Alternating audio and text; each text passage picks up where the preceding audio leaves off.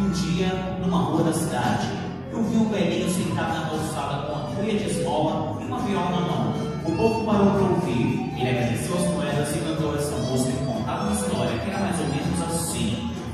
Eu nasci há 10.000 anos atrás e não tem nada nesse mundo que eu não saiba demais. Eu nasci há 10.000 anos atrás e não tem nada nesse mundo que eu não saiba demais. Eu vi Cristo ser crucificado, o amor nascer a ser assassinado. Eu vi as bruxas pegando fogo e apagarem seus pecados. Eu vi Moisés cruzar o mar vermelho, vi Maomé cair na terra de joelhos. Eu vi Pedro negar Cristo por 3 vezes diante do espelho.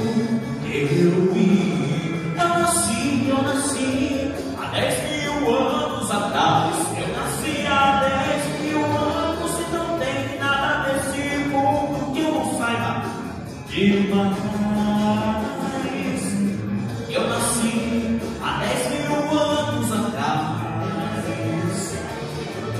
e não tem nada nesse mundo que eu não saiba demais. Eu vi as velas se acenderem para o Papa, vi Babilônia ser riscada lá do mapa, vi Conde Drácula sugando sangue novo, se escondendo atrás da capa. Eu vi a arca de Noé cruzar os mares, vi Salomão cantar seus salmos pelos ares. Eu vi zumbi fugir dos negros da floresta, pro quilombo dos palmares. Eu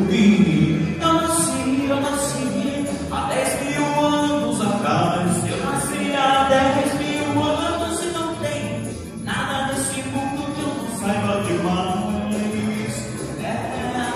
Eu nasci há 10.000 anos atrás e não tem nada nesse mundo que eu não saiba demais. Eu vi o sangue que corria na montanha quando Hitler chamou toda a Alemanha. Vi o soldado que sonhava com uma mata, uma cama de campanha. Eu vi o símbolo sagrado de Umbanda. Eu fui criança por poder dançar ciranda, e quando todos praguejavam com o fio, fiz a cama na varanda. Eu nasci